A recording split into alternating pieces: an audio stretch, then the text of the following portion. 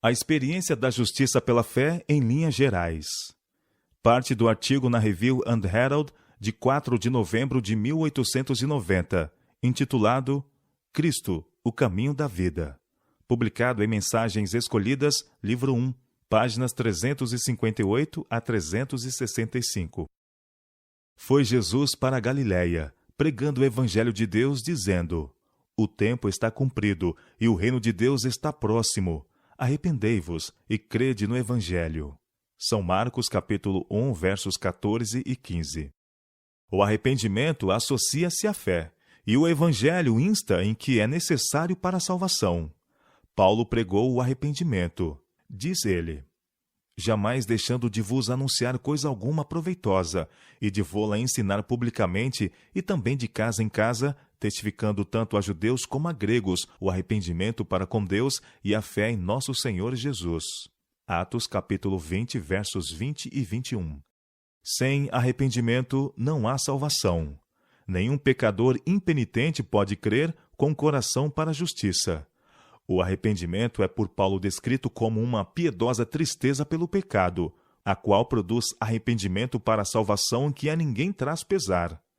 Este arrependimento não tem em si coisa alguma da natureza do mérito, mas prepara o coração para a aceitação de Cristo como o único Salvador, única esperança do pecador perdido.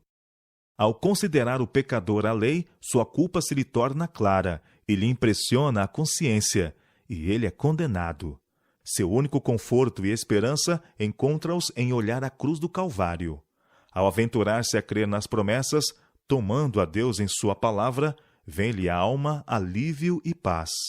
Clama: Senhor, tu prometeste salvar a todos os que se achegassem a ti em nome de teu Filho.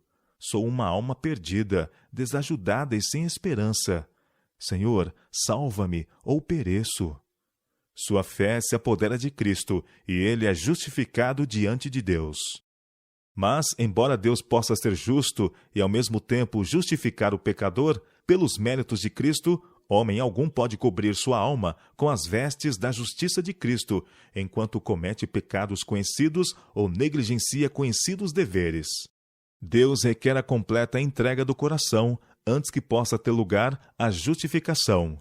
E para que o homem conserve essa justificação, tem de haver obediência contínua, mediante ativa e viva fé que opera pelo amor e purifica a alma. Tiago escreve acerca de Abraão e diz: não foi por obras que o nosso pai Abraão foi justificado quando ofereceu sobre o altar o próprio filho Isaque? Vês como a fé operava juntamente com as suas obras. Com efeito, foi pelas obras que a fé se consumou e se cumpriu a Escritura, a qual diz: ora, Abraão creu em Deus, e isso lhe foi imputado para a justiça, e foi chamado amigo de Deus. Verificais que uma pessoa é justificada por obras, e não por fé somente. São Tiago, capítulo 2, versos 21 a 24. A fim de que o homem seja justificado pela fé, esta tem de chegar ao ponto em que controle as afeições e impulsos do coração, e é pela obediência que a própria fé se aperfeiçoa. Sem a graça de Cristo, acha-se o pecador em estado desesperador. Coisa alguma pode ser feita em seu favor, mas pela graça divina é comunicado ao homem poder sobrenatural, que opera em seu espírito, coração e caráter. É pela comunicação da graça de Cristo que se discerne o pecado em sua natureza odiosa, sendo afinal expulso do templo da alma. É pela graça que somos levados em comunhão com Cristo, para com ele sermos associados na obra da salvação. A fé é a condição sob a qual Deus ouve por bem prometer perdão aos pecadores. Não que exista na fé qualquer virtude pela qual se mereça a salvação, mas porque a fé pode prevalecer-se dos méritos de Cristo, o remédio provido para o pecado. A fé pode apresentar a perfeita obediência de Cristo em lugar da transgressão e rebeldia do pecador. Quando o pecador crê que Cristo é seu Salvador pessoal, então, de acordo com suas promessas infalíveis, Deus lhe perdoa o pecado e o justifica livremente. A alma arrependida reconhece que sua justificação vem porque Cristo, como seu substituto e penhor, morreu por ele, e é sua expiação e justiça. Abraão creu em Deus, e isso lhe foi imputado para a justiça. Ora, Ao que trabalha, o salário não é considerado como favor, e sim como dívida. Mas ao que não trabalha, porém crê naquele que justifica o ímpio, a sua fé lhe é atribuída como justiça. Romanos capítulo 4, versos 3 a 5. Justiça é obediência à lei. A lei requer justiça, e essa o pecador deve à lei. Mas é ele incapaz de a apresentar. A única maneira em que pode alcançar a justiça é pela fé. Pela fé pode ele apresentar a Deus os méritos de Cristo, e o Senhor lança a obediência de seu Filho a crédito do pecador. A justiça de Cristo é aceita em lugar do fracasso do homem, e Deus recebe, perdoa, justifica a alma arrependida e crente. Trata-a como se fosse justa e ama tal qual ama seu Filho. Assim é que a fé é imputada como justiça, e a alma perdoada avança de graça em graça, de uma luz para luz maior.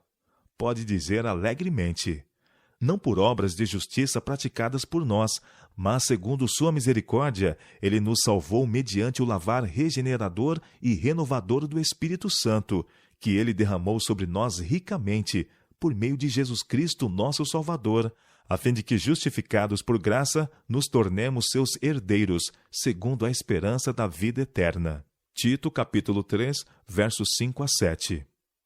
Mas está escrito: mas a todos quantos o receberam, deu-lhes o poder de serem feitos filhos de Deus, a saber, aos que creem no seu nome, os quais não nasceram do sangue, nem da vontade da carne, nem da vontade do homem, mas de Deus.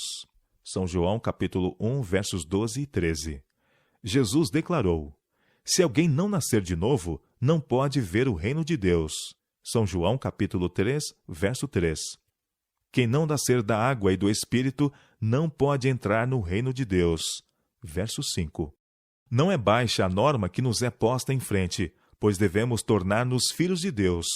Devemos ser salvos como indivíduos, e no dia da prova seremos capazes de discernir entre aquele que serve a Deus e o que o não serve. Somos salvos como crentes individuais no Senhor Jesus Cristo. Muitos estão a perder o caminho certo, por pensarem que têm de alçar-se ao céu, que têm de fazer algo para merecer o favor de Deus. Procuram tornar-se melhores por seus próprios esforços desajudados.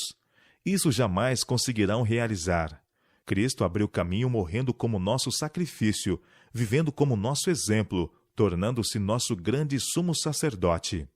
Diz ele: eu sou o caminho e a verdade e a vida. São João, capítulo 14, verso 6. Se por qualquer esforço nosso pudéssemos subir um único degrau na escada, as palavras de Cristo não seriam verdadeiras. Mas quando aceitamos a Cristo, as boas obras aparecerão, como frutífera prova de que nos achamos no caminho da vida, que Cristo é nosso caminho e que estamos palmilhando a vereda certa que conduz ao céu. Cristo olha ao espírito com que fazemos as coisas, e quando nos vê levando nossa carga com fé, sua santidade perfeita faz expiação por nossas faltas. Quando fazemos o melhor possível, ele se torna nossa justiça. Requer todo o raio de luz que Deus nos envia o tornar-nos a luz do mundo.